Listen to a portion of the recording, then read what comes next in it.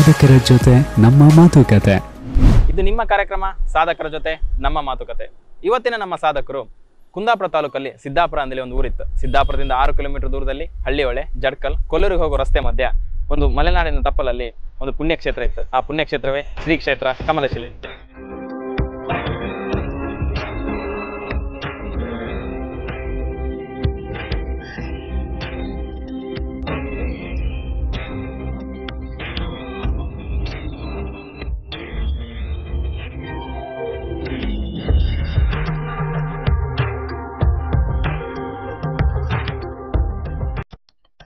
ಶ್ರೀ ಕ್ಷೇತ್ರ ಕಮಲಶಿಲೆ.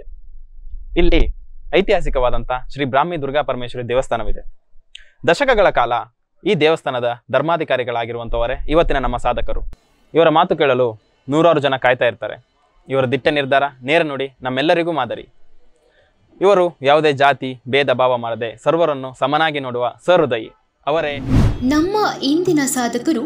ಶೆಟ್ಟಿಪಾಲ್ ಗೋವಿಂದ ಛಾತ್ರ ಮತ್ತು ಗೋಪಿ ಅಮ್ಮನವರ ಪುತ್ರನಾಗಿ 1948ನೇ ಇಸ್ವಿಯಲ್ಲಿ ಜನಿಸಿದ ಇವರು ತನ್ನ ವಿದ್ಯಾಭ್ಯಾಸವನ್ನು 7ನೇ ತರಗತಿಗೆ ನಿಲ್ಲಿಸಿ ತನ್ನ ತಂದೆಯ ನಿಧನದ ನಂತರ ತಂದೆಯ ಕರ್ತವ್ಯವಾದ ಕಮಲಶಿಲೆಯ ಜವಾಬ್ದಾರಿಯನ್ನು ಸಣ್ಣ ವಯಸ್ಸಿನಲ್ಲೇ ಇವರ ಹೆಗಲೇರಿಸಿಕೊಂಡರು. ಅಲ್ಲಿಂದ ಇಲ್ಲಿಯವರೆಗೆ ಶ್ರೀ ಬ್ರಾಹ್ಮಿ ದುರ್ಗಾ ಪರಮೇಶ್ವರಿಯ ಏಳಿಗೆಗಾಗಿ ಸದಾ ಹಗಲಿರುಳು ಶ್ರಮಿಸುವ ಇವರು ಅಭಿವೃದ್ಧಿಯ ಕೆಲಸದಲ್ಲಿ ತೊಡಗಿಸಿಕೊಂಡು ನಮೋಭೂತೇನ ಭವಿಷ್ಯತಿ ಎಂಬಂತೆ ಪ್ರಗತಿಯಲ್ಲಿ ಮುಂಚೂಣಿಗೆ ತಲುಪಿಸುತ್ತಾರೆ. ಇವರೇ ಇಂದಿನ ಸಾಧಕರು ಶ್ರೀ ಸಚ್ಚಿದಾನಂದ ಛಾತ್ರ.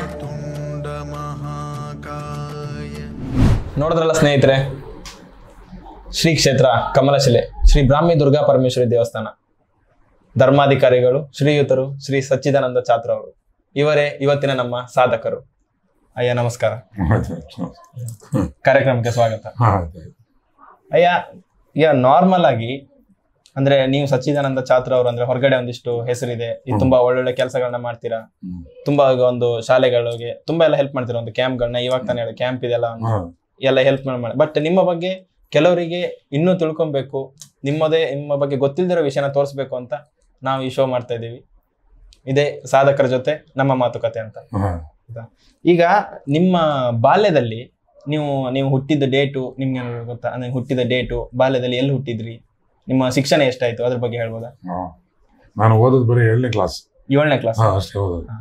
ಅಂದ್ರೆ ತಂದೆ 7ನೇ ಕ್ಲಾಸ್ ಇರೋತಿ ತಂದೆ ತೀರಿಯೋದ್ರು. ತಂದೆ ತೀರಿಯುವಾಗ ಮನೆ ಯಜಮಾನಿಗೆ ನೋಡ್ಲಿಕ್ಕೆ ಜನ ಇರಲಿಲ್ಲ.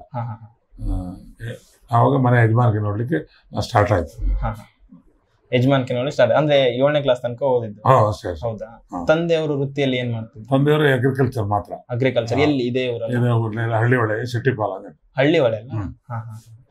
ನೀವು ಅಂದ್ರೆ ಈ ಒಂದು ಧರ್ಮಾಧಿಕಾರಿಯಾಗಿ ಎಷ್ಟನೇ ಇಸ್ವಿಲಿ ಒಂದು ತಂದೆ 1951ನೇ ಇಸ್ವಿಯಲ್ಲಿ ತಂದೆಯವರು ಇದ್ರು. ನಾನು 91ನೇ ಇಸ್ವಿಯಲ್ಲಿ ಸ್ಟಾರ್ಟ್ ಆದ. 91ನೇ ಇಸ್ವಿಯಲ್ಲಿ. 91ನೇ ಇಸ್ವಿ ಅಂದ್ರೆ ಒಂದು ಎಷ್ಟು ವರ್ಷ ಆಯ್ತು? 91 ಅಂದ್ರೆ ಸಾಧಾರಣ ಒಂದು 32 ವರ್ಷ ಅಲ್ಲ? ಅದೇ ಈ ಒಂದು ನೀವು ಧರ್ಮಾಧಿಕಾರಿಯಾಗಿ ಬಂದಾಗ ಈ ಕ್ಷೇತ್ರ ಹೇಗಿತ್ತು ಸ್ಟಾರ್ಟಿಂಗ್? ಆವಾಗ ಇಡೀ ವರ್ಷಕ್ಕೆ ಡೈಲಿ ಊಟ ಗೀಟ ಸಿಸ್ಟಮೇ ಇರ್ಲಿಲ್ಲ. ಇಡೀ ವರ್ಷಕ್ಕೆ ಒಂದು 4 ಲಕ್ಷ ರೂಪಾಯಿ ಉತ್ಪತ್ತಿ. ದಿನಕ್ಕೆ ಒಂದು ಮಿನಿಮಮ್ ಒಂದು 10-20 ಜನ ಬರೋದು ಕಷ್ಟದಲ್ಲಿತ್ತು. ಜಾತ್ರೆಗೆ ಒಂದು 1,500-2,000 ಜನ ಆಗ್ತಿತ್ತು ಜಾತ್ರೆಗೆ. ಹೌದು. ಅವಾಗ ಹೇಗೆ ಇಲ್ಲೆಲ್ಲ ಅಂದ್ರೆ ಈ ದೇವಸ್ಥಾನ ಮಾತ್ರ ಇತ್ತ ಅಥವಾ ಇಡೀ ಬಿಲ್ಡಿಂಗ್ ಹೊಸ್ತು ಮಾಡಿದ್ದು? ಇಡೀ ಕಂಪ್ಲೀಟ್ ಇಡೀ ಎಲ್ಲದೂ ಹೊಸ್ತೇ ಮಾಡಿದ್ದು. 91ನೇ ಇಸ್ವಿಗೆ ಇದ್ದದ ಬರೀ ಗರ್ಭಗುಡಿ ಒಂದು ಸ್ವಲ್ಪ ಇದ್ದಿತ್ತು, ಅದನ್ನು ಶಿಲಾಮಯ ಮಾಡ್ತೀವಿ ನಾವು. ಎಲ್ಲ ಇಡೀ ಕಲ್ಚರ್ ಇದೊಂದು ಬಿಲ್ಡಿಂಗ್ ಆಡ್ತು 91. ಇದು ಮೊದಲೇ ಇದ್ದದ್ದು. ಮೊದಲೇ ಮುಂಚೆ ಇದ್ದಿತ್ತು, ಅದು ಮುಂಚೆ ನಮ್ಮ ಅಪ್ಪ ಚಿಕ್ಕಪ್ಪ ಎಲ್ಲ ಸೇರಿ ಮಾಡಿದ್ದು. ಮತ್ತೆ ಉಳಿದು ಪೂರ ಇಡೀ ಸ್ಟ್ರಕ್ಚರೇ ಮಸ್ತ್ ಮಾಡಿದ್ದು. ಮತ್ತೆ ಇದು ಇಲ್ಲೊಂದು ವಿಶೇಷತೆ ಇದೆ. ಈಗ ನೀವು ಯಾವಾಗ್ಲೂ ಮಂಗಳಾರತಿ ಆಗ್ಬೇಕಾದ್ರೆ ನಾನು ನೋಡಿದ್ದು ದುರ್ಗಾ ಪರಮೇಶ್ವರಿ ದೇವಸ್ಥಾನ ಎಲ್ಲ ಕಡೆ ಇದೆ, ಬ್ರಾಹ್ಮಿ ದುರ್ಗಾ ಪರಮೇಶ್ವರಿ ದೇವಸ್ಥಾನ ಇಲ್ಲಿ ಮಾತ್ರ ಅಂತೀರಿ. ಅದ್ರ ವಿಶೇಷತೆ? ಬ್ರಾಹ್ಮಿ ದುರ್ಗಾ ಪರಮೇಶ್ವರಿ ಅಂದ್ರೆ ಶಿವರಾಕ್ಷ ರಾಕ್ಷಸ ಬ್ರಹ್ಮನಿಂದ ಹೊರ ತಗೊಳ್ತಾನೆ. ಯೋನಿ ಮುಖಾಂತರ ಹುಟ್ಟಿದ್ರೆ ನಮ್ಗೆ ಮರಣ ಪ್ರಾಪ್ತಿ ಇಲ್ಲ ಆಗಬಾರ್ದು. ಬ್ರಹ್ಮ ತಥಾಸ್ತು ಅಂದ. ಆವಾಗ ದೇವಿ ಬ್ರಹ್ಮ, ವಿಷ್ಣು, ಮಹೇಶ್ವರ, ಲಕ್ಷ್ಮಿ, ಸರಸ್ವತಿ, ಕಾಳಿ ಎಲ್ಲಾ ಶಕ್ತಿಯನ್ನು ತಗೊಂಡು ಬ್ರಾಹ್ಮಿ ದುರ್ಗಾ ಪರಮೇಶ್ವರಿ ಆಗಿ ಅವನ ಸಂಹಾರ ಮಾಡಿ ಕಮಲಶಿಲೆಯಲ್ಲಿ ಲಿಂಗರೂಪಿಣಿಯಾಗಿ ಪರ್ಮನೆಂಟ್ ಇರ್ತಾಳೆ. ಅಂದ್ರೆ ನೀವೀಗ ಧರ್ಮಾಧಿಕಾರಿಯಾಗಿ ಬಂದಾಗ ನಿಮ್ಗೆ ತುಂಬಾ ಸವಾಲುಗಳು ಎದುರಾಗಿರ್ಬೋದು. ಅಂದ್ರೆ ಈಗ ನೀವ್ ಈಗಲೇ ಹೇಳಿದ್ರಿ ಅವ ಇಷ್ಟೇ ಇತ್ತು ದೇವಸ್ಥಾನ ಇದಿಷ್ಟು ಇಂಪ್ರೂವ್, ಅದನ್ನೆಲ್ಲ ಹೇಗ್ ಮಾಡಿದ್ರಿ? ಆ ಸವಾಲುಗಳನ್ನ ಎಲ್ಲ ಸವಾಲುಗಳಂದ್ರೆ ಪಬ್ಲಿಕ್ ಸಹಾಯ, ನನ್ನ ಸಹಾಯ ಅಂದ್ರೆ ಬೆಂಗಳೂರು ಜಾಸ್ತಿ ಸಹಾಯ ಬೆಂಗಳೂರು. ನಾವು ಬೆಂಗಳೂರಿನಲ್ಲಿ ಕಾರಿನಲ್ಲೆಲ್ಲ ಅವ್ರ ಮನೆಗೆ ಹೋಗಿ ಕಲೆಕ್ಷನ್ ಮಾಡಿ ಬಿಲ್ಡಿಂಗು, ಚಿನ್ನದ ಮುಖವಾಡ, ಬೆಳ್ಳಿ ರಥ, ಧ್ವಜಮರ ಬೀಳೋದು ಎಲ್ಲದೂ ಸಾರ್ವಜನಿಕರದ್ದು. ಬೆಳ್ಳಿ ರಥ ಅಂತ ಹೇಳಿದ್ರಲ್ಲ ಹೊರಗಡೆ, ಅದು ಯಾವಾಗ ರೆಡಿ ಆಗಿದೆ? 95 ಇಸ್ವಿಯಲ್ಲಿ ಮಾಡಿದ್ವಿ. ಓ, ನೀವು ಬಂದು 4 ವರ್ಷಕ್ಕೆ ಬೆಳ್ಳಿ ರಥ? ಬೆಳ್ಳಿ ರಥ 95 ಇಸ್ವಿಯಲ್ಲಿ. 2010 ಅಂತ ಕಾಣುತ್ತೆ. ಧ್ವಜಸ್ತಂಭ ಒಂದು 880 ಫೀಟ್ ಹೈಟ್, ಅದಷ್ಟಕ್ಕೂ ಬೆಳ್ಳಿ ಹಾಕಿದ್ದು. ಎಲ್ಲದೂ ಸಾರ್ವಜನಿಕರು, ಸಾರ್ವಜನಿಕರೇ ಸಹಾಯ. ಅವರಲ್ದೆ ಸಾರ್ವಜನಿಕರಾದ್ರೆ ನಮ್ಗೆ ಈ ಮಟ್ಟ ಬರ್ಲಿಕ್ಕೆ ಆಗ್ತಿಲ್ಲ. ನಮ್ಮದು ತೇರಿ ಏನಂದ್ರೆ ಅವ್ರು ಬಂದವರಿಗೆ ಒಳ್ಳೆ ರೀತಿ ಮಾತುಕತೆ, ಒಳ್ಳೆ ಸತ್ಕಾರ. ನಾವು ದೊಡ್ಡ ಜನ ಅಂತ ಹೇಳಿ ಯಾವತ್ತೂ ಕೊಚ್ಕೊಳ್ಳೋದಿಲ್ಲ. ದೇವ್ರ ಎದುರು ನಾವೆಲ್ಲರೂ ಸಣ್ಣವನೇ. ಇವತ್ತು ಹಾಗೆ ಹೊಸನಗರದಿಂದ ಇಬ್ಬರು ಬಂದರು. ಇವತ್ತಿನ ಕಥೆ ಸ್ಟೋರಿ ಹೇಳಿದ್ರು. ಅವ್ರ ಮನೆಯಲ್ಲಿ ಜಾನುವಾರುಗಳನ್ನೆಲ್ಲ ಹುಲಿ ಹಿಡುದಂತೆ. ಹುಲಿ ತಿಂದ್ಕೊಂಡು ಹೋಗೋದಂತೆ. ಕುರ್ಕ ಅಲ್ಲ, ಹುಲಿ. ಕುರ್ಕ ಬೇರೆ, ಹುಲಿ ಬೇರೆ. ಕುರ್ಕ ಅಂದ್ರೆ ಸಣ್ಣದು, ಹುಲಿ ಅಂದ್ರೆ ದೊಡ್ಡದು. ಹುಲಿನೇ ಬರೋದಂತೆ, ದೊಡ್ಡ. ಆವಾಗ ಯಾರು ಹೇಳಿದ್ರಂತೆ, ನೀವು ಕಮಲಶಿಲೆಯಲ್ಲಿ ದೇವಿ ಹತ್ರ ಪ್ರಾರ್ಥನೆ ಮಾಡ್ಕೊಂಡು ಬನ್ನಿ, ನಿಮ್ಗೆ ಹುಲಿ ತಿನ್ನೋದೆಲ್ಲ ಕಡಿಮೆ ಆಗತ್ತೆ. ಅವ್ರು ನಮ್ಮ ದೇವಸ್ಥಾನದ ಪಿಕ್ಚರಿಗೆ ಹೊಸಬರು. ಈಗ ನೋಡಕ್ ದೇವಿ ಹತ್ರ ಪ್ರಾರ್ಥನೆ ಮಾಡಿ ಅವ್ರಿಗೆ ಮೂಲ ಪ್ರಸಾದ ಕೊಟ್ಟು ಕಳಿಸಿದ್ದು. ಎಂತಾಗತ್ತೆ ನೋಡ್ಬೇಕು. ಇಂಥದ್ದೇ ಕೇಸು ದಿವಸ ಇರುತ್ತೆ. ಈಗ ಒಬ್ಬರಿಗೆ ಮಕ್ಕಳಾಗೋದಿಲ್ಲ, ಮದುವೆ ಆಗಲಿ, ತುಂಬಾ ವರ್ಷ ಮಕ್ಕಳಾಗೋದಿಲ್ಲ. ಆವಾಗ ದೇವಿ ಹತ್ರ ಪ್ರಾರ್ಥನೆ ಮಾಡ್ಕೊಂಡು ಮೂಲ ಪ್ರಸಾದ ಕೊಡೋದು ಅವರಿಗೆ. ಮಕ್ಕಳಾಗಿ ಸಂತೋಷ ಆಗ್ತು ಅವರಿಗೆ. ಈಗ ಒಬ್ಬರಿಗೆ 15 ವರ್ಷ ಆಯ್ತು ಬೆಂಗಳೂರಿನಲ್ಲಿ, ಮದುವೆ ಆಗಿ ಮಕ್ಕಳಾಗಿಲ್ಲ ಅವರಿಗೆ. ಮೂಲ ಪ್ರಸಾದ ಕೊಟ್ಟು 15 ವರ್ಷ ಗಂಡು ಮಗಿದೇನ ಕೊಟ್ಲು ಅವಳು. ಅಮೆರಿಕದಲ್ಲಿ ದೇವಸ್ಥಾನಕ್ಕೂ ಸಹಾಯ ಮಾಡ್ತಾರೆ.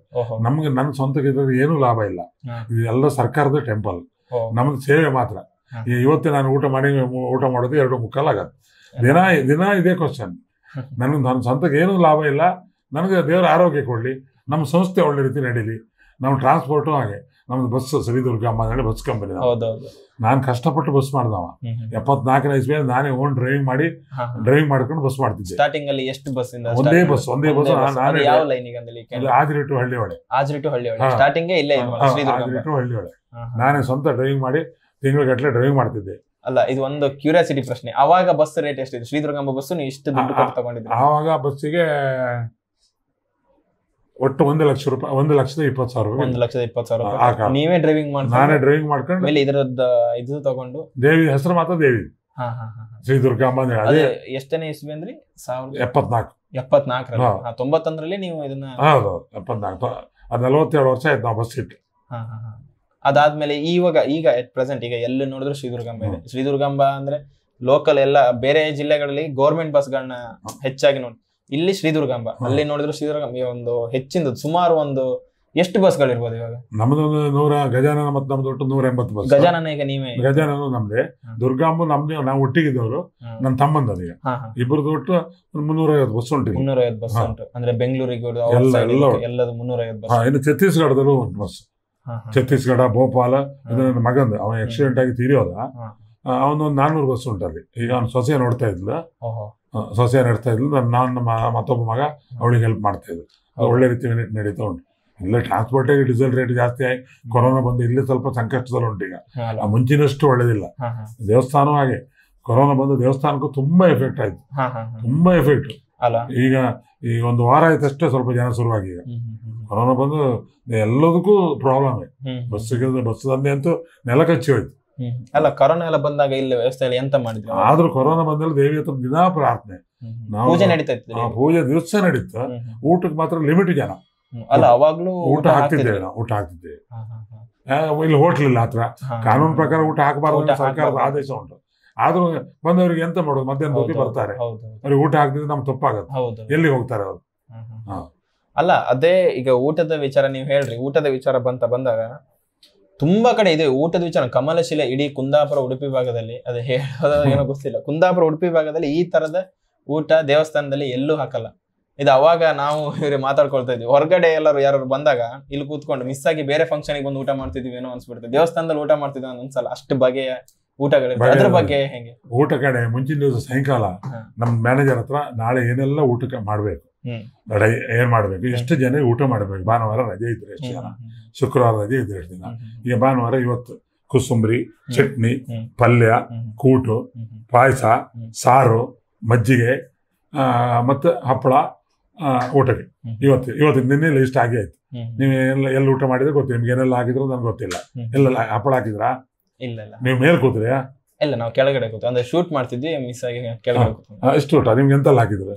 ನಮಗೆ ಅದೇ ಕೂಸುಂಬರಿ, ಅದು ಚಟ್ನಿ, ಆಮೇಲೆ ತಂಬುಳಿ ಸಮಥಿಂಗ್ ಅದೇನೋ ಹಾಕಿದ್ರು, ಮಜ್ಜಿಗೆ ಹುಳಿ, ಪಾಯಸ, ಸಿಹಿಹುಳಿ ಹಾಕಿದ್ರ? ಸಿಹಿಹುಳಿ ಹಾಕಿದ್ರು. ಆಮೇಲೆ ಸ್ವೀಟ್ ಇನ್ನೊಂದು ಹಾಕಿದ್ರು, ಪೊಂಗಲ್ ತರ, ರೈಸ್, ಸಾಂಬಾರು, ಅನ್ನ, ಹುಳಿ, ಅನ್ನ, ಮಜ್ಜಿಗೆ ಮತ್ತೆ ಲೋಟಕ್ಕೆ ಸಪರೇಟ್ ಹಾಕಿ ಕೊಡ್ತಾರೆ. ಅವರೇ ಹೇಳಿ ಇದು ಮಾಡ್ತಾರೆ, ಕುಡಿಲಿಕ್ಕೆ ಕೊಡ್ತಾರೆ. ನಮ್ಮಲ್ಲಿ ಮಾತ್ರ ಹೌದೌದು, ಕುಡಿಲಿಕ್ಕೆ ಅಂತಾನೆ ಲೋಟ ಕೊಟ್ಟು ಕುಡೀರಿ ಅಂತ ಕೊಡೋದು.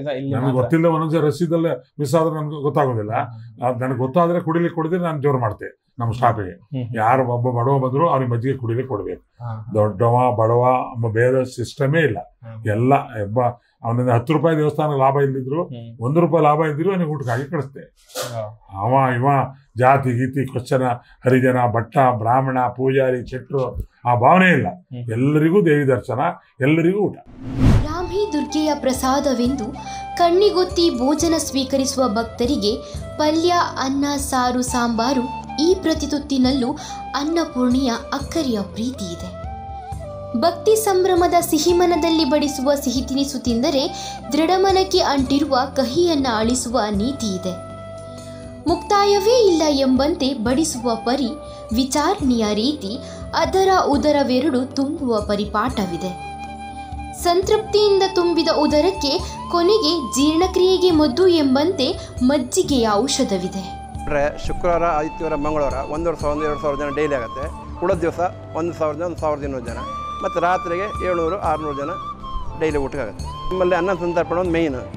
ನಮ್ಮಲ್ಲಿ ಈ ಸಣ್ಣ ಇಡೀ ನಿಮ್ಮ ಕರ್ನಾಟಕ ದೇವಸ್ಥಾನ ಯಾವ ದೇವಸ್ಥಾನ ಹೋದರೂ ಅನ್ನ ಸಂತರ್ಪಣೆ ನಮ್ಮ ಕಮರ್ಷಿಯಲ್ ಬ್ರಾಹ್ಮಿ ದುರ್ಗಾ ಪರಮೇಶ್ವರಿ ದೇವಸ್ಥಾನದಲ್ಲಿ ಆದಂಥ ಉಪಚಾರ ಮತ್ತು ಆತಿಥ್ಯ ವ್ಯವಸ್ಥೆ ಮತ್ತು ನೀವು ಯಾವ ದೇವಸ್ಥಾನದ ಹೋದರೂ ಸಿಗಲಿಕ್ಕಿಲ್ಲ. ಇಲ್ಲಿ ಎಲ್ಲ ರೀತಿಯಲ್ಲಿ ನಗುಮೊಗದಿಂದ ಸರ್ವಿಸ್ ಮಾಡ್ತಾ ಇದ್ದಾರೆ. ನಮ್ಮದು ಹಬ್ಬದಲ್ಲೆಲ್ಲ ವಿಶೇಷ ಜನ ಸಣ್ಣ ದಿವಸ, ಹಬ್ಬದ ದಿವಸ 3 ದಿವಸದಲ್ಲಿ ರಥೋತ್ಸವ ದಿವಸ ಸಣ್ಣ 7,000-8,000 ಜನ ಊಟಕ್ಕಾಗುತ್ತೆ. ರಥೋತ್ಸವ ಮರುದಿವಸ ಓಕಳಿಗೂ ಅಷ್ಟೇ 2,000-4,000-5,000 ಜನ ಊಟಿಗೆ. ಈ ನವರಾತ್ರಿಯಲ್ಲಿ ವಿಶೇಷ ನಮ್ಮದು. ನವರಾತ್ರಿ ದಿನ 3,000-2,000-3,000 ಜನ ಆಗುತ್ತೆ. ಮತ್ತು ವಿಶೇಷ ಇರುತ್ತೆ. ಈ ಸ್ವೀಟ್ ಗೀಟೆಲ್ಲ ಎಷ್ಟೇ ಇರುತ್ತೆ ಅಂದರೆ ಅದಕ್ಕೆ ದಿನಕ್ಕೊಬ್ಬರೊಬ್ಬರು ಸಂತರ್ಪಣೆ ಇರುತ್ತೆ. ಅದಕ್ಕೆಲ್ಲ ಬೇರೆ ಬೇರೆ ಸೇವೆ ಊಟಕ್ಕೆಲ್ಲ ಒಂದೊಂದು ಸ್ವೀಟ್ ಒಬ್ಬರವರಿಂದ, ಇವತ್ತು ನಮ್ಮ ಸ್ವೀಟ್ ಅಂತ ಹೀಗೆ ಜನ ತುಂಬ ಜನ ಇರ್ತದೆ. ಆ ನವರಾತ್ರಿ ಒಳ್ಳೆಯ ಉತ್ಸವ ಮತ್ತು ಊಟಕ್ಕೆ ಹೋಗಿ ತುಂಬ ಜನ ಬರ್ತಾರೆ ಬೆಂಗಳೂರಿನ ಕಡೆ. ಇಂತಹ ಸ್ವಾದಿಷ್ಟಭರಿತ ಅಡುಗೆ ಬಡಿಸುವ ತಾಯಿ ಭಕ್ತರು ಮನೆಯವರಂತೆ ನಗುಮೊಗದ ಉಪಚಾರದೊಂದಿಗೆ ಉಪಚರಿಸುವ ರೀತಿ ಮನ ತುಂಬಿ ಬರುತ್ತದೆ. ಒಟ್ಟಾರೆ ಹೇಳುವುದಾದರೆ ಬ್ರಾಹ್ಮಿ ದುರ್ಗೆಯ ಅನ್ನಪ್ರಸಾದದ ಪ್ರತಿ ಅಗಳು ಒಂದೊಂದು ನೀತಿ ಪಾಠ ಕಲಿಸುತ್ತದೆ. ಧನ್ಯೋಸ್ಮಿ ಬ್ರಾಹ್ಮಿ ದುರ್ಗೆ.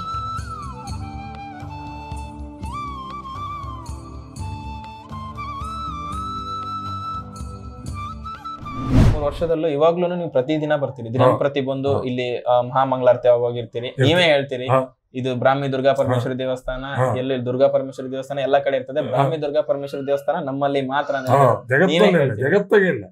ನೀವೇ ಖುದ್ದು ಬಂದು ನಾವೇ ಎಲ್ಲ ಇಲ್ಲೇ ಇದು ಊಟ ಮಾಡ್ಕೊಂಡು ಹೋಗಿ ಅಂತ ಖುದ್ದು ನೀವೇ ಹೇಳ್ತೀರಿ, ಪ್ರತಿಯೊಬ್ಬರಿಗೂ ನೀವೇ ಹೇಳ್ತೀರಿ. ಅದೇ ತರ ನಿಮ್ಮ ಬಗ್ಗೆ ಊರಿನವರು ಇಟ್ಟವರು ನಿಮ್ ಬಗ್ಗೆ ಒಂದಿಷ್ಟು ನಮ್ಮ ಸಪೋರ್ಟ್ ತುಂಬಾ ಇತ್ತು. ತುಂಬಾ ಊರಿನವರು ಎಲ್ಲ ಬಿಲ್ಡಿಂಗ್ ಮಾಡೋಕಾಗ್ಲಿ, ಈಗ ಉದಾಹರಣೆ ಒಳಗೆ ಗರ್ಭಗುಡಿ ಮಾಡೋದು, ಈಗ ಶಿಲಾಮಯ ಕಲ್ಲನ್ನ ನೆತ್ಕೊಂಡು ಹೋಗ್ಬೇಕು ಒಳಗೆ, ಅಲ್ಲಿ ಲಿಫ್ಟ್ ಇದು ಹೋಗುದಿಲ್ಲ, JCB ಇಟಾಚಿ ಯಾವುದು ಹೋಗುದಿಲ್ಲ. ಪಬ್ಲಿಕ್ ಎಲ್ಲ ಜೀವ ಕೊಟ್ಟು 2.5 ಟನ್ ತೂಕದ್ದು ಹೊತ್ಕೊಂಡೇ ಹೋದ್ ಒಳಗೆ. 2.5 ಟನ್ ತೂಕದ ಕಬ್ಬಣ ಅಲ್ಲ ಕಲ್ಲು, ಅದು ಹೊತ್ಕೊಂಡು ಜೀವದ ಒಂದು 30-40 ಜನ ಫ್ರೀ ಸರ್ವಿಸ್. ನೀವು ಒಳಗೆ ನೋಡಿದ್ರಲ್ಲ ಶಿಲಾಮಯ, ಅದೇ ಕಳೆದ ವರ್ಷ ಮಾಡಿದ್ದು. ಬರೀ 1 ವರ್ಷ ಆಯ್ತು. ಅದು ನನ್ನ ತೇರಿ ಅಂದ್ರೆ ಕಾಂಕ್ರೀಟ್ ಮಾಡಬಾರದು ದೇವಸ್ಥಾನಕ್ಕೆ, ಶಿಲೆ ಇರಬೇಕು. ಸೂರ್ಯಚಂದ್ರ ಇರುವವರೆಗೂ ಇನ್ನು ಅದು ಮುಟ್ಟಬಾರ್ದು ಅಂದ್ರೆ, ಇನ್ನು ಸೂರ್ಯಚಂದ್ರ ಇರುವವರೆಗೂ ಆ ದೇವಸ್ಥಾನ ಇನ್ನು ಮುಟ್ಟಬಾರ್ದು. ಈಗ ಉದಾಹರಣೆಗೆ ಒಬ್ರು ಚಿನ್ನದ ಕಲಶ ಕೊಟ್ಟಿದ್ರು, ಗರ್ಭಗುಡಿ ತಲೆಯನ್ನು ಶೂಟ್ ಮಾಡಿದ್ರೆ ಬಟ್ ಅದ ಚಿನ್ನದ ಕಲಶ ಒಬ್ಬರದೇ ಸೇವೆ. ಅವ್ರಿಗೆ ಮಕ್ಕಳಿಲ್ಲ, ನಮ್ದು ಇನ್ನು ಯಾರು ನನ್ನ ಬದುಕು ದೇವ್ರ ತಲೆ ಮೇಲೆ ಕಾಯಂ ಇರ್ಲಿ ಅಂದ್ರೆ ಅವ್ರು ಕೊಟ್ಟಿದ್ರು. ಅದಕ್ಕೆ ಎಷ್ಟು 30 ಲಕ್ಷ ಬಿತ್ತು ಚಿನ್ನದ ಕಲಶ. ಈಗ ಒಳಗೆ ಪ್ರಭಾವಳಿ ಕೊಡ್ತಾ ಇದ್ರು, ಅದಕ್ಕೂ ಒಂದು 30 ಲಕ್ಷ. ಮಾಡ್ತಾ ಉಂಟು, ರೆಡಿ ಆಗ್ತಾ ಉಂಟು. ಹೌದಾ? ಚಿನ್ನದ ಪ್ರಭಾವಳಿ. ಇನ್ನೊಂದು ಈ ದೇವಸ್ಥಾನದಲ್ಲಿ ಇನ್ನೊಂದು ವಿಶೇಷತೆ ಅಂದ್ರೆ ಪ್ರತಿ ಮಳೆಗಾಲನು ಬಂದು ನೀರು ಹೋಗ್ತದೆ. ಅದ್ರ ಬಗ್ಗೆ ಏನದು? ಅದು ತುಂಬಾ ವಿಶೇಷ. ಅದೇ ತುಂಬಾ ವಿಶೇಷ. ಕುಬ್ಜೆ ಅಂತೇಳಿ ಅವಳು ಅಹಂಕಾರದಿಂದ ಮೆರೆದಳು ಒಂದ್ಸಾರಿ. ದೇವ್ರ ಹತ್ರ ಬಂದು ಭರತನಾಟ್ಯ ಕಾರ್ಯಕ್ರಮ ಕೇಳಿದ್ರು. ಈ ಹಿಸ್ಟ್ರಿ ಹೇಳಬೇಕಿದ್ರೆ ಒಂದು 20 ನಿಮಿಷ ಬೇಕು, ನಾನು ಶಾರ್ಟ್ ಹೇಳ್ತೆ. ಈಶ್ವರನ ಆಸ್ಥಾನದಲ್ಲಿ ಒಂದು ಭರತನಾಟ್ಯ ಕಾರ್ಯಕ್ರಮ ಆಗತ್ತೆ. ಆಗಳ ಸ್ವರ್ಗದ ಎಲ್ಲ ಅಪ್ಸರೆಯರು ಬರ್ತಾರೆ. ಪಿಂಗಳದಲ್ಲಿ ಅವಳು ಅತಿ ಸುಂದರಿ, ಅತಿ ಅಹಂಕಾರಿ. ಅವಳು ಬಂದ್ಲು. ಬಂದ ಕೂಡಲೇ ಡಿಂಗ್ ಡಿಂಗ್ ಅಂತ ಒಂದು ಅರ್ಧ ಗಂಟೆ ತಡೆದು ಬಂದ್ಲು. ಆ ಭರತನಾಟ್ಯ ಕಾರ್ಯಕ್ರಮ ಬರಲಿಲ್ಲ. ಬೇರೆ ಅಪ್ಸರೆಯಿಂದ ಭರತನಾಟ್ಯ ಕಾರ್ಯಕ್ರಮ ಆಯ್ತು. ಈಶ್ವರನಿಗಳು ನೋಡಿದ ಕೂಡಲೇ ಸಿಟ್ಟು ಬರುತ್ತೆ. ನಿನ್ ಮಾನ ಏನೇಳಿ ಬೈತಾನೆ. ಬೈದ ಕೂಡಲೇ ವಾಪಸ್ ಈಶ್ವರನಿಗೆ ಬೈತಾಳೆ ಅವಳು. ನಿನಗೆ ತಲೆಯಲ್ಲಿ ಒಂದು ಹುಡುಗಿ, ಕೈ ತುಂಬ ರುಂಡ, ಮೈ ತುಂಬ ಬೂದಿ, ಬಾಯಿ ಬಂದ ಬೈತಾಳೆ. ಬೈದ ಕೂಡಲೇ ಪಾರ್ವತಿಗೆ ಗಣನೆ ಬೈದ್ಕೊಂಡು ಸಿಟ್ಟು ಬರುತ್ತೆ. ಪಾರ್ವತಿ ಬೈತಾಳೆ, ನೀನು ಗೂನು ಬೇನಿದೆ ಕುಬ್ಜಿಯಾಗಿ ಭೂಲೋಕದಲ್ಲಿ ಹುಟ್ಟೋದು ಶಾಪ ಕೊಡ್ತಾಳೆ. ಆ ಶಾಪ ಕೊಟ್ಟು ಶಾಪ ವಿಮೋಚನೆ ಇಲ್ಲೋ ಕೇಳ್ತಾಳೆ. ವಿಮೋಚನೆ ನನಗೆ ಕೊಡ್ಲಿಕ್ಕೆ ಆಗುದಿಲ್ಲ. ದ್ವಾಪರಾಯುಗದಲ್ಲಿ ಕಂಸನ ಆಸ್ಥಾನದಲ್ಲಿ ಹೂ ಕೊಡೋಕಿರೋ ಕೃಷ್ಣ ಪರಮಾತ್ಮ ಬಂದು ನಿನ್ನ ಮುಟ್ಟಿದ ಕೂಡಲೇ ನಿನ್ನ ಗೂನು ಬೇನೆ ಸರುತ್ತಾಗತ್ತೆ. ನನಗೆ ಪುನಃ ಬರ್ಲಿಕ್ಕೆ ಆಗುದಿಲ್ಲ. ಪಶ್ಚಿಮ ಘಟ್ಟ ತುದಿಯಲ್ಲಿ ಕುಬ್ಜಾ ನದಿಯಾಗಿ ಹರಿದು ಬಾ. ಇಲ್ಲಿ ಕಮಲಶಿಲೆ ಪ್ರದೇಶ ಕೂರಾಕ್ಷಾಂದಲ್ಲಿ ರಾಕ್ಷಸ ನಿಮಗೆ ಆವಾಗ ಹೇಳಿದೆ. ಬ್ರಾಹ್ಮಿ ಯಾಕಾದ್ದನ ಹೇಳಿ ಬ್ರಾಹ್ಮಿ ದುರ್ಗಾಪುರ ಅವನು ಸಂಹಾರ ಮಾಡಿ ಕಮಲಶಿಲೆಯಲ್ಲಿ ಲಿಂಗರೂಪಿಣಿಯಾಗಿ ಇರ್ತಾಳೆ. ಅಂದು ಕುಬ್ಜೆಗೆ ಆಶ್ವಾಸನೆ ಕೊಟ್ಟಿದ್ರು. ಕುಬ್ಜಾ ನದಿಯಾಗಿ ಹರಿದು ಬಂದ ನೋಡಿ. ಈ ಬಾಗಿಲ ನೀರು ಬಂದು ಅಮ್ಮನಿಗೆ ವರ್ಷಕ್ಕೊಂದ್ ದಿವಸ ಬಂದು ಅವಳು ಸ್ನಾನ ಮಾಡಿಸೋದು. ಅದೇ ವೈಶಿಷ್ಟ್ಯ. ಪ್ರತಿ ವರ್ಷ ಸ್ನಾನ ಆಗತ್ತೆ. ನಾನು ಕಾರ್ ತಗೊಂಡೆ 30 ವರ್ಷದಲ್ಲಿ 1 ವರ್ಷ ಸ್ನಾನ ಆಗದ ವರ್ಷ ಇಲ್ಲ. ಈ ವರ್ಷ ಮೊನ್ನೆ ಆಗ್ತಿತ್ತು. ಏನಾಯ್ತಂದ್ರೆ ಒಂದು 6 ಇಂಚ್ ಕಡಿಮೆ ಆಯ್ತು. ಈ ಜನ ನೀರು ಮುಟ್ಟಿದ್ರೆ ಸ್ನಾನ ಆಗುದಿಲ್ಲ. ಅವಳಿಗೆ ಸ್ನಾನ ಆದ ನಂತರ ನಾವು ಮುಟ್ಬೇಕು. ಈಗ ಏನಾಯ್ತು, ಆ ದಿವಸ 11 ಗಂಟೆಗೆ ರಶ್ ಶುರು ಆಯ್ತು. ಜನ ಯಾರು ಹೇಳಿದ್ರು ನಾನು ಬರೋದು ಇದ್ರೆ ಮಧ್ಯಾಹ್ನದ ಹೊತ್ತಾರ ನಾವು ಬ್ಲಾಕ್ ಮಾಡೋದು. ಜನ ಒಳಗೆ ಬಿಡುದಿಲ್ಲ.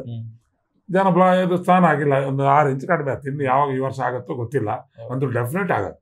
ಅವಳಿಗೆ ಕುಬ್ಜೆ ಶಾಪ ವಿಮೋಚನೆ. ದೇವಿಯ ಮೈ ಸ್ನಾನ ಮಾಡಿಸ್ತೇನೆ ಅಂದು ಕುಬ್ಜೆಗೆ ಅವಳು ಶಾಪ ವಿಮೋಚನೆ. ಅದಕ್ಕೋಸ್ಕರ ಈ ತರ ಪ್ರತಿ ವರ್ಷ ಬರುತ್ತೆ. ತುಂಬಾ ವಿಶೇಷ.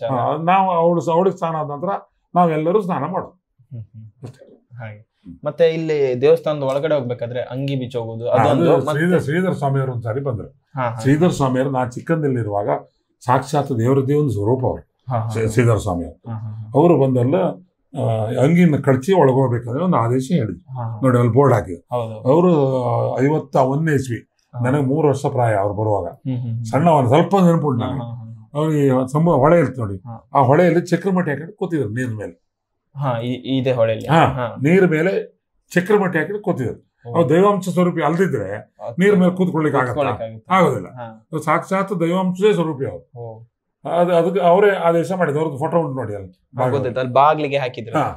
ಅವ್ರ ಅಂಗಿ ಕಳಿಸಿ ಒಳಗಬೇಕು ಅಂತ ಆದೇಶ ಹೇಳಿದ್ರೆ ಅದನ್ನ ಇವತ್ತಿಗೂ ಪರಿಪಾಲನೆ ಮಾಡ್ತಾ ಉಂಟು. ಅವ್ರದ್ದು ಆದೇಶ. ಇಲ್ಲಿ ಈಗ ದೇವರು ಇದಾಗಿ ದೇವಸ್ಥಾನ ಆಗಿ ಸಾಧಾರಣ ಎಷ್ಟು ವರ್ಷ ಆಗಿರ್ಬೋದು? ಎಷ್ಟು ವರ್ಷಗಳ ಹಿಂದಿನ ದೇವಸ್ಥಾನ? ದೇವಸ್ಥಾನ ಕೃತಾಯುಗದಲ್ಲಿ ಉಂಟು. ಕೃತಾಯುಗ ಆಯ್ತು, ತ್ರೇತಾಯುಗ ಆಯ್ತು, ದ್ವಾಪರಾಯುಗ ಆಯ್ತು, ಕಲಿಯುಗ ಬಂತು. ಕಲಿಯುಗ ಒರಿಜಿನಲ್ ಗರ್ಭಗುಡಿ ಆವಾಗಲೇ ಇದ್ದದ್ದು. ಅಂದ್ರೆ ನೀವು ನಿಮ್ಮ ತಂದೆಯವರು ತಂದೆ ಬೀಜ ಅವ್ರ ಕಾಲ ಮೊದಲಿನ ಕಾಲದಾಗ ಇದ್ದು ಅಲ್ಲ. ನಿಮ್ದು ಪುರಾತನ ಅಂದ್ರೆ ನಿಮ್ಮ ಮೊದ್ಲಿಂದ ನಿಮ್ಮ ಕುಟುಂಬದವರೇ ನಮ್ಮ ಫ್ಯಾಮಿಲಿಯಲ್ಲಿ ಇರ್ಬೋದು ಅಂತ ನಂಗೆ 100% ಗೊತ್ತಿಲ್ಲ. ಅಂದ್ರೆ ನೋಡಿ ಒಳಗೆ ಚಿನ್ನದ ಪ್ರಭಾವಳಿ ಇತ್ತು, ಉತ್ಸವ ಮೂರ್ತಿ. ಅದಕ್ಕೆ ನಮ್ಮ ಇವರು ಕೊಟ್ಟದ್ರಲ್ಲಿ ಒಂದು ಹೇಳ್ತಾರೆ, ನಗರದ ಶಿವಪ್ಪನಾಯಕ. ಶಿವಪ್ಪನಾಯಕ ಗೊತ್ತಾ? 500 ವರ್ಷ ಹಿಂದಿನ ಕಥೆ. ಅವನ ಸೇವೆ ಮುಂಚೆ ಅವ ನಗರಕ್ಕೆ ಇಲ್ಲಿಂದ ಮಂಗಳಾರತಿ ಮಾಡಿ ಪ್ರಸಾದ ಹೋಗ್ತಿತ್ತಂತೆ. ಹಾಗೆ 500 ವರ್ಷ ಹಿಂದಿನ ಕಥೆ. ಶಿವಪ್ಪನಾಯಕ ನಗರ ಕೋಟೆ ರಾಜ ಅಲ್ಲ ಅವರು. ಇದು ಈ ಚಿನ್ನದ ಪ್ರಭಾವಳಿ ಕೊಟ್ಟದ 1 kg 200 ಗ್ರಾಮ್ಸ್ ಇವತ್ತು ಉಂಟದು. ಉತ್ಸವ ಮೂರ್ತಿ ಒಂದೇ ಅವ ಕೊಟ್ಟ. ಉತ್ಸವಕ್ಕೆ ಹೊರ ಬರುವತ್ತಿಗೆ ಬರ್ತದೆ. ಇನ್ನು ನಿಮ್ಮ ಬಗ್ಗೆ ನೀವು ಮಾಡೋ ಸಹಾಯ ಅದಾಗಿರ್ಬೋದು. ಆಮೇಲೆ ನೀವು ಈಗ ಜನರ ಬಗ್ಗೆ ಎಷ್ಟು ಕಾಳಜಿ ಇಟ್ಟರೆ ಅವರು ನಿಮ್ಮ ಬಗ್ಗೆ ಅಷ್ಟೇ. ಅದನ್ನು ನಾವು ವಿಟಿಗಳನ್ನ ತಗೊಂಡಿದ್ದೀವಿ. ಅದನ್ನು ನಾವು ಉಪಕಾರ ಮಾಡೋದು 195 ಜನ ನೆನಪಿರ್ತಾರೆ. ಸಚ್ಚಿದಾನಂದ ಜಾತ್ರೆ ದೇವಸ್ಥಾನ ಅಭಿವೃದ್ಧಿ ಮಾಡ್ಕೊಂಡು ಅದ್ರಲ್ಲಿ ಒಂಚೂರು ಇದು ಮಾಡೋದಿಲ್ಲ. ಅದು ಎಲ್ಲರಿಗೂ ಗೊತ್ತು. ಇಡೀ ಕುಂದಾಪುರ ಉಡುಪಿಲಿ ಎಲ್ಲರಿಗೂ ಗೊತ್ತು. ಮತ್ತೆ ಇನ್ನೊಂದು, ನೀವು ಯಾವ್ದಾರ ಒಂದು ಪ್ರೋಗ್ರಾಮಿಗೆ ಹೋಗ್ಬೇಕಾದ್ರೆ ನಿಮ್ದೊಂದು ಸಿಂಪ್ಲಿಸಿಟಿ ಅಂತ ಇದೆ. ಯಾವ್ದು ಆಡಂಬರದಿಂದ ಹೋಗಲ್ಲ, ಒಂದು ತಗೊಂಡ್ ಬರ್ತೀರ. ಆಮೇಲೆ ನಾವು ಇದು ನನ್ನ ಅನುಭವ ಅಂದ್ರೆ, ನಾವು ಕ್ಯಾಂಪ್ ಮಾಡಿದಾಗ್ಲೂ ಅಷ್ಟೇ, ನೀವು ಬಂದು ಪ್ರತಿಯೊಬ್ಬರಿಗೂ ಒಂದು ಶಾಲ್ ಹೊಚ್ಚಿ ಇದ್ ಮಾಡಿ ಅಂದ್ರೆ ಪ್ರಸಾದ ಕೊಟ್ಟು ಶಾಲ್ ಹೊಚ್ಚಿ ಕಳ್ಸಿದ್ರಿ. ಒಳ್ಳೇದಾಗ್ಲಿ ನಿಮ್ಗೆ, ಹಿಂಗ್ ಬರ್ತಾ ಇರಿ, ಇನ್ನು ಸೇವೆ ಮಾಡ್ತಾ ಇರಿ ಅಂತ ಹೇಳಿ ಕಳ್ಸಿದ್ರಿ. ಅದೆಲ್ಲ ನಿಮ್ ದೊಡ್ಡ ಗುಣ. ಇನ್ನೊಂದು, ನಾವು ಕೇಳ್ಪಟ್ಟಿದ್ದು ಅಂದ್ರೆ ವೇದೋಪದೇಶ ಅದೇನೋ ಒಂದು ಅದೇ ಪ್ರೌಢಶಾಲೆ ಇದ್ ನಡೆಸ್ತಿದ್ರಿ. ಮತ್ತೆ ವೇದೋಪದೇಶ ಆ ತರದ ಒಂದು ಇದು ಹೇಳ್ಕೊಡ್ತಿದ್ರು ಅಂತ. ಅಲ್ಲ, ಶಾಲೆ ಇದ್ದಿದ್ದು ಮುಂಚೆ ಅವ್ರು ಹಳತಾಗಿ ಸೈಡ್ ವಾಮನ್ ಭಟ್ರ ಅಂತ ಇದ್ದಿದ್ರು. ಅವ್ರು ಅಳ್ತಾ ಆದ ನಂತರ ಪುನಃ ಅಪಾಯಿಂಟ್ಮೆಂಟ್ ಮಾಡ್ಕೊಂಡಿಲ್ಲ. ಶಾಲೆ ಹೈಸ್ಕೂಲ್ ಈಗಲೂ ನಡೆಸ್ತಾ ಉಂಟು, ಒಳ್ಳೆ ರೀತಿ ನಡೀತಾ ಉಂಟು. ಒಳ್ಳೆ ಮಾರ್ಕ್ ಇತ್ತು ನಮ್ದು, ಒಳ್ಳೆ ಮಕ್ಕಳೆಲ್ಲ ಕಲಿತು ಒಳ್ಳೆ ಫಸ್ಟ್ ಕ್ಲಾಸೇ ಮಾರ್ಕ್ ತಗೊಂಡಿದ್ದಾರೆ, ಒಳ್ಳೆ ರೀತಿ ನಡೀತಾ. ವೇದೋಪದೇಶ ಅಂತಲೇ ಅದನ್ನು ಒಂದು ಹೇಳ್ಕೊಡ್ತೀವಿ. ಅಲ್ಲ, ಅದು ಶಾಲೆ ಇದ್ದಿದ್ದು ಅದ್ರದ್ದೇ ಆ ಶಾಲೆ ಇತ್ತು. ಪುನಃ ಭಟ್ರು ಸಿಗ್ಲಿಲ್ಲ, ಅದನ್ನು ಮಾಡ್ಲಿಲ್ಲ. ಇನ್ನು ಮಾಡ್ಬೇಕಂಬ ಆಸೆ ಇತ್ತು. ಅದನ್ನು ಮಂತ್ರ ಕಲೀಲಿಕ್ಕೆ, ದೇವ್ರ ಪೂಜೆ ಮಾಡೋ ಕ್ರಮ ಹೇಗೆ ಅದೆಲ್ಲ. ಈಗ ಯಕ್ಷಗಾನ, ಕಮಲಶಿಲೆ ಮೇಳದ ಯಕ್ಷಗಾನ ಅಂದ್ರೆ ಬಡಗುತಿಟ್ಟಿನ ಒಂದು ಪ್ರಸಿದ್ಧ ಯಕ್ಷಗಾನ ಮೇಳ ಆಗಿದೆ ಕಮಲಶಿಲೆ. ಅದು ಸುಪ್ರಸಿದ್ಧ, ಮತ್ತೆ ಸುಪ್ರಸಿದ್ಧ ಒಂದು ಕಲಾವಿದರಿದ್ದಾರೆ, ಅಷ್ಟು ಒಳ್ಳೆ ಭಾಗವತರಿದ್ದಾರೆ. ಅಂದ್ರೆ ಮತ್ತು ಒಂದು ಯಕ್ಷಗಾನವನ್ನು ನೀವೇ ಹೋಗಿ ಅಲ್ಲಿ ಮನೇಲಿ ಯಕ್ಷಗಾನ ನೀವೇ ಹೋಗಿ ಅಲ್ಲಿ ಪೂಜೆಯಲ್ಲೆಲ್ಲ ಇರ್ತೀರಿ ಅಂತ ಕೇಳ್ಕೊಳ್ತೀವಿ. ಅದ್ರ ಬಗ್ಗೆ ಎಲ್ಲ ಯಕ್ಷಗಾನದ ಹರಕೆ ಆಟ ಆಡ್ತಾರೆ ಬನ್ನಿ, ನಾನು ಹೋದ್ರೆ ಸ್ವಲ್ಪ ಖುಷಿ ಆಗ್ತದೆ. ಹೌದಾ? ಆ ದೃಷ್ಟಿಯಿಂದ ಹೋಗ್ಬೋದು. ಅಂದ್ರೆ ದೇವಿಯ ಪ್ರತಿನಿಧಿ ನಮ್ಗೆ ಬಂದಿದ್ದಾರೆ, ನಮ್ಗೆ ಒಳ್ಳೇದಾಗ್ಲಿ ಆಶೀರ್ವಾದ ಮಾಡಿ ಅಂತ ಹೇಳ್ತಾರೆ. ತುಂಬಾ ಯಕ್ಷಗಾನದ ಮನೆಗೆ ಹೋಗ್ತೇನೆ ಆಟಕ್ಕೆ, ಅಷ್ಟೇ. ದಿವಸ ನನ್ನ ಸ್ವಾರ್ಥ ಅದ್ರಲ್ಲಿ ಏನೂ ಇಲ್ಲ, ಅವ್ರಿಗೆ ಒಳ್ಳೇದಾಗ್ಲಿ ಅಷ್ಟೇ. ಮತ್ತೆ ಇನ್ನೊಂದು ಅದೇ, ನೀವು ಎಷ್ಟು ನೀವು ಯಕ್ಷಗಾನ ಪೂರ್ತಿ ನೋಡ್ತೀರಾ? ಇಲ್ಲ, ನೋಡೋದಿಲ್ಲ. ಹೆಚ್ಚು ಒಂದು 15 ನಿಮಿಷ ಇರ್ತೇನೆ ಅಷ್ಟೇ. ಮತ್ತೆ ಇನ್ನೊಂದು, ನೀವು ಒಂದು ನಿಮ್ಮ ಪಾದ ಸ್ಪರ್ಶ ಆಗ್ಲಿ ಅಂತ ಎಷ್ಟೋ ಮನೆಯಲ್ಲಿ ಕಾಯ್ತಾ ಇರ್ತಾರೆ. ನಿಮ್ಮ ಆಶೀರ್ವಾದಕ್ಕೋಸ್ಕರ 100 ಜನ ಬರ್ತಾರೆ. ನಾನ್ ಬಂದು ಅವ್ರಿಗೆ ಒಳ್ಳೇದಾಗತ್ತೆ ಅಂತ ಆಸೆ. ಎಷ್ಟೋ ಜನ ನಮ್ದು ಇದೇ ದೇವಸ್ಥಾನ ಒಂದೇ ಅಲ್ಲ, ಅಗ್ರಿಕಲ್ಚರ್ ಲ್ಯಾಂಡ್ ಇರುತ್ತೆ. ಅಗ್ರಿಕಲ್ಚರ್ ಲ್ಯಾಂಡ್ ನಾವು ಬಂದ ಸಾಗುವಳ್ಳಿ ಗೆದ್ದೆಗೆ ನಿಮ್ಮ ಬರ್ಲಿ, ನೀವು ಬಂದು ನಮ್ಗೆ ಒಳ್ಳೇದಾಗತ್ತ ಭಾವನೆ. ಅಡಿಕೆ ತೋಟ, ಸಾಗುವಳ್ಳಿ ನೀವು ಬಂದಂತ ನೋಡಿದ್ರೆ ನಮ್ಗೆ ಜಮೀನಾಗೆ ಒಳ್ಳೇದಾಗತ್ತ ಆಸೆ ಎಷ್ಟೋ ಜನರಿಗೆ. ಈಗ ಇವತ್ತು ಅವ ಹೊಸನಗರದವ ಬಂದ, ಅವನಿಗೆ ಹುಲಿ ಅವನಿಗೆ ಹೇಳಿ ಕಳಿಸಿದ್ದು. ದೇವಿ ಏನ್ ಮಾಡ್ತಾರೋ ಅದೆಲ್ಲ ದೇವಿ ಬಿಟ್ಟು ವಿಷಯ, ನಾನಲ್ಲ. ನಾವು ದೇವಿ ಹತ್ರ ಪ್ರಾರ್ಥನೆ ಅಷ್ಟೇ, ಅವ್ರಿಗೆ ಒಳ್ಳೇದಾಗ್ಲಿ ಹಾಗೆ. ಮತ್ತೆ ಈಗ ನಿಮ್ದು ಬೇರೆ ಏನಾದ್ರು ಯೋಜನೆಗಳೆಂತ ಇದೆಯಾ? ದೇವಸ್ಥಾನದ ಬಗ್ಗೆ ಆಗಿರ್ಬೋದು, ಆಮೇಲೆ ಬೇರೆ ಯಾವ್ದಾದ್ರು ಸಮಾಜಮುಖಿಯಾಗಿ? ನಮ್ದು ಯೋಜನೆ ಇನ್ನು ದೇವಸ್ಥಾನದಲ್ಲಿ ವೆಹಿಕಲ್ ನಿಂತಿಗೆ ಜಾಗ ಸಾಕಾಗೋದಿಲ್ಲ. ಬೇರೆ ಆ ಗುಡ್ಡೆ ತೆಗೆದು ಆ ಗ್ರೌಂಡ್ ಲೆವೆಲ್ ಮಾಡಿ ಒಂದು 500 ವೆಹಿಕಲ್ ನಿಲ್ಲುವ ಜಾಗ ಮಾಡ್ಬೇಕ ನಮ್ಮ ಮುಂದಿನ ಯೋಜನೆ. 500 ವೆಹಿಕಲ್ ನಿಲ್ಲುವಾಗೆ. ಈಗ ಗೆಸ್ಟ್ ಹೌಸ್ ಉಂಟು ನಮ್ಮ ಹತ್ರ. ಈಗ ಈ ಪ್ರೈಮ್ ಮಿನಿಸ್ಟರ್ ಎಲ್ಲ ಬಂದು ಉಳುವಷ್ಟು ಸಾಲದು, ಬಾಸ್ ಸಾಲದು, ಅದೊಂದು ಮಾಡ್ಬೇಕಂತ ನನ್ನ ಆಸೆ ಇತ್ತು. ಓಹೋ, ಅಂದ್ರೆ ಇದು ಪ್ರೈಮ್ ಮಿನಿಸ್ಟರ್ ಅಂದ್ರೆ ಅದು ಗೊತ್ತಾಯ್ತು. ಈ ತುಂಬಾ ಒಂದು ದೊಡ್ಡ ದೊಡ್ಡ ವ್ಯಕ್ತಿಗಳೆಲ್ಲ ಬರ್ತಾರಲ್ಲ, ಅಂದ್ರೆ ಯಾರೆಲ್ಲ ಬಂದಿರೋದು? ತುಂಬಾ ಜನ ಚೀಫ್ ಮಿನಿಸ್ಟರ್ ಎಲ್ಲ ಬಂದಿದ್ರು. ಚೀಫ್ ಮಿನಿಸ್ಟರ್ ಬಂದಿದ್ರು ಎಲ್ಲ. ಯಾರು? ಯಡಿಯೂರಪ್ಪ ಬಂದಿದ್ರು. ಯಡಿಯೂರಪ್ಪ ಕುಮಾರಸ್ವಾಮಿ ಬರ್ಲಿಲ್ಲ. ಇಲ್ಲ ಯಡಿಯೂರಪ್ಪ ಬಂದಿದ್ರು. ಮತ್ತೆ ಬೇರೆ ಬೇರೆ ಮಿನಿಸ್ಟರ್ ಎಲ್ಲ ಬಂದಿದ್ರು, ಅಧಿಕಾರಿಗಳು, ಡಿಸಿಗಳೆಲ್ಲ ತುಂಬಾ ಜನ ಬಂದಿದ್ರು. ಆಮೇಲೆ ಫಿಲ್ಮ್ ಅಲ್ಲ ಇದ್ರಲ್ಲೂ ಶೂಟಿಂಗಿಗೆಲ್ಲ ಅವಕಾಶ ಮಾಡಿ ಕೊಡ್ತಾರಲ್ಲ? ಹೌದು, ಬಂದಿದ್ರು ಸುಮಾರು ಸಾರಿ. ಅವ್ರು ಬಂದು ಕೇಳ್ಕೊಂಡು ಹೋಗ್ತಾರ? ಹೌದು, ರವಿಶಂಕರ್ ಗುರೂಜಿ ಬಂದಿರು. ರವಿಶಂಕರ್ ಗುರೂಜಿ ಅವ್ರು 2-3 ಸಲ ಬಂದಿರು. ಆಮೇಲೆ ಇನ್ನೊಂದು ಮುಖ್ಯವಾದ ಇದಂದ್ರೆ, ನಿಮ್ಮ ಇಷ್ಟು ವರ್ಷದ ಜರ್ನಿಲಿ, ಈಗ ಒಂದು ನೀವು ಧರ್ಮಾಧಿಕಾರಿಯಾಗಿ ಇಷ್ಟು ವರ್ಷದ ಜರ್ನಿಲಿ ಯಾವ್ದಾದ್ರು ಒಂದು ಮರೆಯೋಕಾಗದಿರೋ ಘಟನೆ ಅಂದ್ರೆ ಯಾವ್ದಾರು ಇತ್ತಾ? ಇಷ್ಟೊಳಗೆ ಅಂತದ್ದೇನು ಆಗಿಲ್ಲ. ಅಂದ್ರೆ ಎಲ್ಲದೂ ಒಳ್ಳೇದೇ ಆದವ್ರು, ಕೆಟ್ಟದ್ದು ಯಾರಿಗೂ ಆಗಿಲ್ಲ. ಅಂದ್ರೆ ತುಂಬಾ ಖುಷಿಯಾದಂತ ಒಂದು ಸನ್ನಿವೇಶ ದೇವಸ್ಥಾನದ ಒಳಗಡೆ ಬಂದು ಅಲ್ಲ, ಧ್ವಜಸ್ತಂಭ ತರೋದು ತುಂಬಾ ಖುಷಿ ಆಯ್ತು. ಆ ದಿನ ಒಂದು ತುಂಬಾ ಖುಷಿ ಆಯ್ತು. ತುಂಬಾ ಖುಷಿ ಅಂದ್ರೆ ಒಂದು 5,000 ಜನ ಇದ್ರು ಆ ಧ್ವಜಸ್ತಂಭ ತರುವಾಗ. 5,000 ಜನ ಬೆಳಿಗ್ಗೆ 7 ಗಂಟೆಗೆ ಧ್ವಜಸ್ತಂಭ ಮರ ಮುರ್ತ ಕಡೋದು. 12 ಕಿಲೋಮೀಟರ್ ಮರ ಎಳ್ಕೊಂಡೇ ಬಂದದ್ದು ಇಲ್ಲಿಂದ. 12 ಕಿಲೋಮೀಟರ್, 12 ಅಲ್ಲ 13 ಕಿಲೋಮೀಟರ್. 5,000 ಜನ ಅಲ್ಲಿಂದ ಇಲ್ಲಿಗೆ ಬೆಳಿಗ್ಗೆ ಮಾರನೇ ದಿವಸ ಬೆಳಿಗ್ಗೆ 7 ಗಂಟೆ ಆಯ್ತು. 5,000 ಜನ ನಮ್ಮೊಟ್ಟಿಗೆ ಇದ್ರೆ, ಅವ್ರೊಟ್ಟಿಗೆ ನಾನು ಇದ್ದೆ. ದಾರಿಯಲ್ಲೇ ಊಟ ಎಲ್ಲ ದಾರಿಯಲ್ಲೇ ಇಲ್ಲಿ ತಂದು ಹೊಳೆಗೆ ಹಾಕಿ ನೀರಿಗೆ ಹಾಕಿ ಓಡೋರಿಗೆ ಎಲ್ಲರೂ ಕೆಲಸ ಮಾಡಿದ್ರು. ಅಲ್ಲ, ಅದು ಗ್ರೇಟ್ ಅಲ್ಲ. ಅಂದ್ರೆ ಊರಿನವರು ನಿಮ್ಮ ಮೇಲೆ ಇಷ್ಟು ನಂಬಿಕೆ, ಇದು ಅದನ್ನೆಲ್ಲ ನೋಡಿದ್ರೆ ಗ್ರೇಟ್. 99 ಜನ ಊರಿನವ್ರಿಗೆ ನಮ್ಮ ಮೇಲೆ ನಂಬಿಕೆ. ಎಲ್ಲಾರು 1% ಜನ ನಂಗೆ ಹೇಳಲಿಕ್ಕೆ ಆಗುದಿಲ್ಲ. ಒಂದು ಬ್ಲೈಂಡ್ ಆಗಿ ನಂಬ್ತಾರಲ್ಲ ನಿಮ್ನ. ಹೌದು, ಎಲ್ಲರಿಗೂ 99 ಜನಿಗೂ ದೇವಿಗೆ ಎಷ್ಟು ಗೌರವ ಕೊಡ್ತಾರೆ, ನನಗೂ ಅಷ್ಟೇ ಗೌರವ ಕೊಡ್ತಾರೆ. ಹೌದು, ಎಲ್ಲದೂ ಅವಳದ್ದೇ ದೇವಿ ವಿಷಯ. ಅವಳು ನಮಗೆ, ನಾವು ಇಷ್ಟು ದೊಡ್ಡ ಜನ ಆಗ್ಲಿಕ್ಕೆ ಕಾರಣ ಅವಳೆ. ಅಲ್ಲ, ನಾವು ಅದೇ ಆಶಯ ಪಡೋದು, ನಿಮ್ಮಿಂದ ಇನ್ನೊಂದಿಷ್ಟು ಜನರಿಗೆ ಒಳ್ಳೇದಾಗ್ಲಿ, ನಿಮ್ಮ ಸಹಾಯ ಮಾಡೋ ಗುಣ ಇದೆಯಲ್ಲ, ಅದು ಇನ್ನೊಂದಿಷ್ಟು ಜನರಿಗೆ ಬರ್ಲಿ. ಅದೇ ಒಂದು ಕಾರಣದಿಂದ ನಾವು ನಿಮ್ಮ ಹತ್ರ ಒಂದು ಇಂಟರ್ವ್ಯೂ ಮಾಡ್ಲಿಕ್ಕೆ ಬಂದಿದ್ದೀವಿ. ಖುಷಿ ಆಯ್ತು. ನಿಮ್ಮ ಕುಟುಂಬದ ಇದ್ರ ಬಗ್ಗೆ, ನಿಮ್ಗೆ ಮದುವೆಯಾಗಿ ಎಷ್ಟು ವರ್ಷ? ನಮಗೆ ಮದುವೆ 1900 ನನ್ನ ಜನರ 48ನೇ ಇಸ್ವಿ, ಮದುವೆ ಆದ್ದು 73. ಮದುವೆ. ನನಗೆ 4 ಜನ ಮಕ್ಕಳು, 3 ಗಂಡು 1 ಮಗಳು. ನನ್ನ ಹೆಂಡತಿ ಮದುವೆ ನಿಲ್ವಾಸಿ ಅಂದ್ರೆ ತೀರ್ಥಹಳ್ಳಿ ಹತ್ರ. ಅವ್ರ ಮನೆ. ತೀರ್ಥಹಳ್ಳಿ ಅಂತ ಶಂಕರಯ್ಯ ಅಂತೇಳಿ ಅವ್ರ ಹೆಸರು. ಅತ್ತೆ ಶಾರದಮ್ಮ ಅಂತೇಳಿ. ತೀರ್ಥಹಳ್ಳಿಯಲ್ಲಿ ಆ ನಿಲವಾಸಿಯಲ್ಲೇ ಮದುವೆ ಆದ್ದು. ಇಷ್ಟು ದಿವಸ ಒಳ್ಳೆ ರೀತಿ ಜೀವನ ಆಯ್ತು. ತೀರ್ಥಹಳ್ಳಿಯಲ್ಲೇ ಮದುವೆ ಆಗಿದ್ದು. ಆ ಮದುವೆ ನನ್ನ ಮಾವನ ಮನೆಯಲ್ಲೇ ಮದುವೆ ಆಯ್ತು. ಪೇಟೆಯಲ್ಲೇ ಅಲ್ಲ, ಹಳ್ಳಿ ಅವ್ರ ಮನೆಯಲ್ಲೇ ಮದುವೆ ಆಯ್ತು. 47 ವರ್ಷದ ಹಿಂದಿನ ಕಥೆ ಇದು. ಇದೀಗ ನೀವು ಇಂಥ ಟೈಮಲ್ಲೂ ನಮ್ಗೊಂದು ಅರ್ಧ ಗಂಟೆ ನಮ್ಗೊಂದು ಟೈಮ್ ಕೊಟ್ಟಿರಿ, ಊಟ ಆಗದೆ ಇನ್ನು ಕೂತ್ಕೊಂಡು ನಮಗೊಂದು ಟೈಮ್ ಕೊಡಿ, ಅದಕ್ಕೆ ತುಂಬಾ ಧನ್ಯವಾದಗಳು. ಮತ್ತೆ ಇನ್ನೊಂದು, ಈಗಿನ ಯುವ ಪೀಳಿಗೆಗೆ, ಈಗಿನ ಸಮಾಜಕ್ಕೆ ನಿಮ್ಮದೊಂದು ಏನಾದ್ರು ಸಂದೇಶ ಹೇಳಿದ್ರೆ ನಮ್ಮ ಮುಖಾಂತರ ಹೇಳ್ತೀವಿ, ನಿಮ್ಮ ಬಾಯಾರ ಕೇಳಿ. ಸಂದೇಶ ಜನರಿಗೆ ಒಳ್ಳೆ ಬುದ್ಧಿ ಕೊಡ್ತು, ಹುಡುಗರಿಗೆಲ್ಲ ದೇವರಂದೇಳಿ ಗೌರವ ಕೊಡ್ತು. ಈಗ ಹೆಚ್ಚಿನ ಮಕ್ಕಳಿಗೆ ಪೇಷನ್ಸ್ ಶುರುವಾಗಿದೆ. ನಾನು ಹೇಳೋದ, ದೇವರು ಇದ್ರೆ ನಾವು ಬದುಕಬೇಕು. ದೇವರಿಗೆ ಕೈ ಮುಗಿದಾರ ಒಂದು ಸಂಪ್ರದಾಯ ಬೇಕು. ಈಗ ಅವನಿಗೆ ಹರಕೆ ಮಾಡೋಕ್ ವಿಷಯ ಅಲ್ಲ, ಅಟ್ಲೀಸ್ಟ್ ದೇವರಿಗೆ ಕೈ ಮುಗಿದ ದಿನ ಮಂತ್ರ ಹೇಳೋಕ್ ಬಾರ್ದೇವೆ ತೊಂದರೆ, ಕೈ ಮುಗಿಲಿಕ್ಕೆ ಏನ್ ತೊಂದರೆ ಇತ್ತ ಅಲ್ಲ, ಅದಕ್ಕೇನು ತೊಂದರೆ ಇಲ್ಲ. ನಾವು ಒಳ್ಳೆ ಕೆಲಸ ಮಾಡೋದು ದೇವರಲ್ಲೂ ಪ್ರಾರ್ಥನೆ ಮಾಡ್ಕೊಳಕ್ಕೆ. ಯಾವ ಕೆಟ್ಟ ಕೆಲಸ ಅಂತೂ ಯಾರು ಮಾಡಬಾರ್ದು. ನಾನು ಹೇಳೋದು, ನಮ್ಮ ಕೈಯಲ್ಲಿ ನಡೆದ್ರೆ ಇನ್ನೊಬ್ರಿಗೆ ಉಪಕಾರ ಮಾಡ್ಬೇಕು. ಉಪಕಾರ ಮಾಡೋಕೆ ಅಪಕಾರ ಮಾಡೋದಿದ್ರೆ ಸುಮ್ಮನೆ ಕೂತ್ಕೊಂಡ್ರೂ ತೊಂದರೆ ಇಲ್ಲ. ಅಂತೂ ಅಪಕಾರ ಜೀವನದಲ್ಲಿ ಯಾರಿಗೂ ಮಾಡಬಾರ್ದು ಅಂತೇಳಿ. ಹುಡುಗರಲ್ಲಿ ಆದಷ್ಟು ದೇವರ ಬಗ್ಗೆ ಗೌರವ ಇರುತ್ತೆ. ಮನೆಯಲ್ಲಿ ಸುಮ್ಮನೆ ಕೂತ್ಕೊಂಬಾಗ ಒಳ್ಳೆ ಕಷ್ಟಪಟ್ಟು ದುಡಿಬೇಕು. ನನಗೆ ವರ್ಷ 73 ಆರು, ಇವತ್ತು ತೋಟದ ಬರಿ ಗೊತ್ತೆ, ಇನ್ನೊಬ್ರಿಗೆ ಸಹಾಯ ಮಾಡ್ಕೊಂಡು ಅಂತೇಳಿ. ಯಾರು ಸೋತ್ ಬಿದ್ರು ಅವನಿಗೆ ಹೆಲ್ಪ್ ಮಾಡ್ಬೇಕಂದ್ರೆ. ನಿನ್ನೆ ಒಬ್ಬ ಇಲ್ಲಿ ಕಮಲ ಜಿಲ್ಲೆಯಲ್ಲಿ 1.5-3 ವರ್ಷ ಪ್ರಾಯದಲ್ಲಿ ಮಣಿಪಾಲ ಆಸ್ಪತ್ರೆಗೆ ಡಿಸ್ಚಾರ್ಜ್ ಮಾಡ್ಲಿಕ್ಕೆ ದುಡ್ಡಿಲ್ಲ ಅವನ ಹತ್ರ. ಬಡವ ಅಂದ್ರೆ ಕಡು ಬಡವ, ಏನ್ ಮಾಡೋದಾಗ್ಲಿಕ್ಕೆ. ನಮಗೆ ಸರ್ಕಾರದ ಟೆಂಪಲ್ ಹಂಗೆ ಕೊಡ್ಲಿಕ್ಕೆ ಆಗ್ತಿಲ್ಲ. ಆದ್ರೂ ಏನಾದ್ರು ಸಣ್ಣ ಮಟ್ಟದ ಒಂದು 10,000 ರೂಪಾಯಿ ಅವನಿಗೆ ಸಹಾಯ ಮಾಡ್ತಾರೆ. ದೊಡ್ಡ ಮಟ್ಟ ಅಲ್ಲ, ಸಣ್ಣ ಮಟ್ಟ. ಪೂರಾ ಅವನಿಗೆ ಆಸ್ಪತ್ರೆ ಬಿಲ್ ನಮ್ಗೆ ಕೊಡ್ಲಿಕ್ಕೆ ಆಗ್ತಿಲ್ಲ, ಸಣ್ಣ ಮಟ್ಟದ ಸಹಾಯ. ಇಲ್ಲ, ಕೊಡುವಂತ ಹೃದಯನು ಎಲ್ಲರಿಗೂ ಇರುವುದಿಲ್ಲ. ಅದು ನೀವು ಕೊಡ್ತೀರ, ಅದು ನಿಮ್ ದೊಡ್ಡ ಗುಣ. ಅದೇ ಆಗಿದೆ. ತುಂಬಾ ಧನ್ಯವಾದಗಳು ಸರ್. ಅಂದ್ರೆ ಇಷ್ಟೊತ್ತು ಸಮಯ ನಮ್ಗೆ ಟೈಮ್ ಕೊಟ್ಟು ಇಷ್ಟು ಇದು ಮಾಡಿ, ಅಂದ್ರೆ ಮಾತಾಡ್ಲಿಕ್ಕೆ ನೀವು ಸಿಕ್ಕಿದ್ರಲ್ಲ, ನಿಮ್ಮಂತವ್ರ ಜೊತೆ ಕೂತ್ಕೊಂಡು ಮಾತಾಡೋದೇ ನಮ್ಮ ಪುಣ್ಯ. ಅದೇ ಇಂತ ಇನ್ನೂ ಒಂದು ಸಹಾಯ ಮಾಡುವಂತ ಇದು ನಿಮ್ಗೆ ಇನ್ನೂ ದೇವರು ಇನ್ನೂ ಜಾಸ್ತಿ ಕೊಡ್ಲಿ ಅಂತ ಕೇಳ್ತೀನಿ. ಧನ್ಯವಾದಗಳು.